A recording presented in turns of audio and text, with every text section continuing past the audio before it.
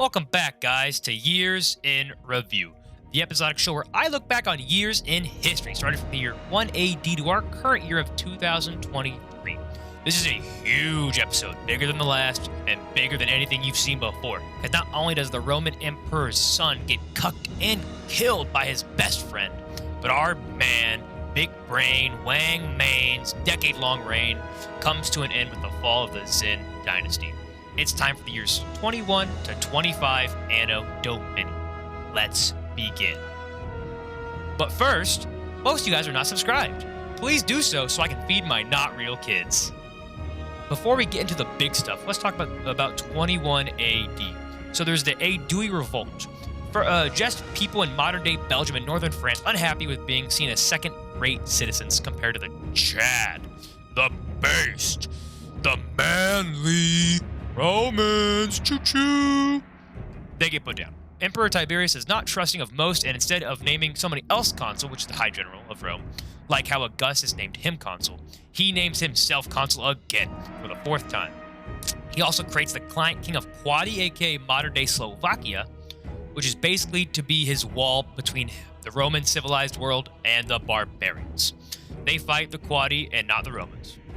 Also in more Roman biz, the Praetorian Guard get their first official barracks on one of the 7 main hills that make up Rome. This will be a major uh-oh in Roman future. There'll be a pain in the ass. So in 22 AD, Tiberius' son Drusus Caesar earns the tribunical power, aka he kind of becomes like a Roman congressman. In 23 AD, this is the year. This is the huge year. This is the year where everything goes down in this video.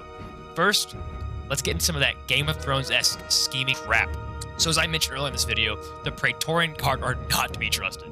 The head of the guard, Lucius Sejanus, has worked his way up the totem pole and became besties with Big T. They got so close that Big T, the emperor, was called by his first name by Sejanus. And Tiberius called him my partner in my toils. He called him the Latin translation of that, but I'm not going to butcher that. So there you go. This is some real bromance hours between these two, and this gains the man loads of powers and influences. Rivaled only by his main political enemy, aka Drusus Caesar, who I mentioned earlier. He is prince of the empire at this point after Germanicus died. and he politically fought Sejanus over everything because he was scared that Sejanus would, take his spot, basically. He's like, no, Dad loves Sejanus more than me, no.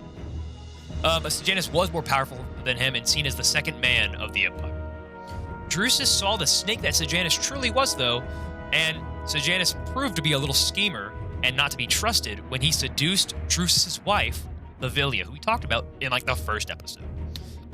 Livilia, who is Germanicus' sister, married to Drusus Caesar, was being seduced by Sejanus. Seduced so hard that Sejanus divorced his current wife to convince Livilia that he meant his love. He meant everything that he wrote her, and he truly did love her. At least that's what he said. Pathetically stealing from Game of Thrones, which would come out nearly 2,000 years later, he had Livilia poison her husband Drusus, who died in September of that year. So not only did Drusus get cucked by Sejanus, but Sejanus had him poisoned. Big T got so sad because of this, and he already disliked running the empire because it caused him lots of paranoia. So he became even more paranoid, and he became very reclusive and let Sejanus run his empire, none the wiser to the plot that happened right underneath his nose. Now, let's shift over to Xin China, where Zhu Zong, the heir of the Han Dynasty that Wang Mang overthrew, I don't know, 10 years ago at this point. It was in the second or third episode. He led a rebellion and declared himself the Han Emperor. In July of that year, so later on, a couple months later, after a 2-month siege, supposedly, these numbers are a little off, so just bear with me for a second, but supposedly 19,000 rebels defeated Wang Mang's army of 450,000 at the Battle of Kuyang. This has to be exaggerated, as I said. There's no way 19K beat 450K. But, that's what they said, so we'll go with that for now. But whatever truly did happen, later in that year, in October, Lu Xun was able to siege down Wang Mang's capital and behead our hero. This is honestly so sad. Wang Mang had such a great rise to power. He really brought some fun to the early episodes. And now that he just proceeded to sit on his ass for the last, like, couple episodes doing nothing, it's really kind of sad to see. I guess this is a lesson, boys. Never get complacent, or you'll be beheaded by the relative of the guy you usurped. Now, in the year 24 AD, Roman legions annexed Numidia, aka modern-day Algeria, and a bit of Morocco.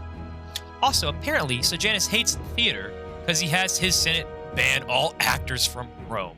Like, what? Did one of them insult him or something? Because all actors of any kind are banned from Rome. That's all that really happened that year. But in the year 25 AD, Sejanus continues his power grab with wanting to marry into the royal family through Livilia. Big T declares, though, that because she's already married 2 men, that she cannot marry again. Now, back to China. Lu Xun, the guy who declared himself emperor and beheaded our boy Wang Mang, that evil jerk, had to deal with the same rebels who rebelled against Wang Mang in the last episode. Those farmers, the red eyebrows, they rebelled against him too, and they actually killed him.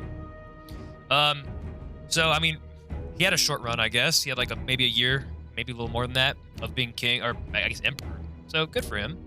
His relative, Lu Zhu, names himself Emperor Guanwu of Han, and starts the Jinwu era of China, which lasts for over 30 years. He also names Luoyang as the capital of the new Han dynasty. Now, let's briefly go over some births and deaths that happened in this period. So, we only have one birth this time, and that's Valerina Messalina, the future third wife of the future emperor, Claudius. She was the grandniece of Augustus and the cousin of the 5th Roman emperor, Nero. Now, let's go on to some deaths. So, greatly for the empire, the nasty barbarian Arminius died in 21 AD, killed by his own tribesmen who thought he had become too powerful. In 23 AD, we had the death of King Juba II, unfortunately.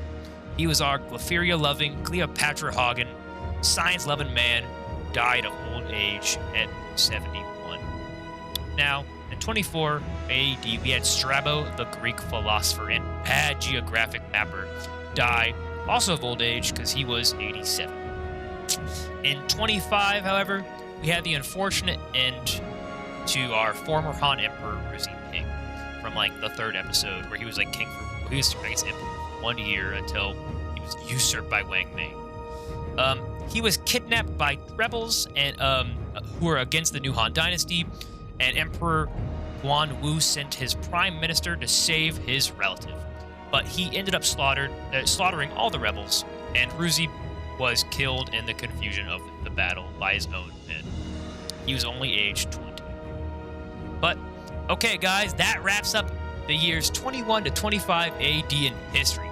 That was the cucking of Drusus and the fall of the Xin dynasty. If you are interested in my streams, check out my Twitch channel at twitch.tv/Joe Boatlick, link in the description. Also hit up my gaming channel, Joe Boatlick, if you like funny video games and movies. Please leave a like and a subscribe, because it really helps motivate me to do more of these. See ya, boys. Have a good one.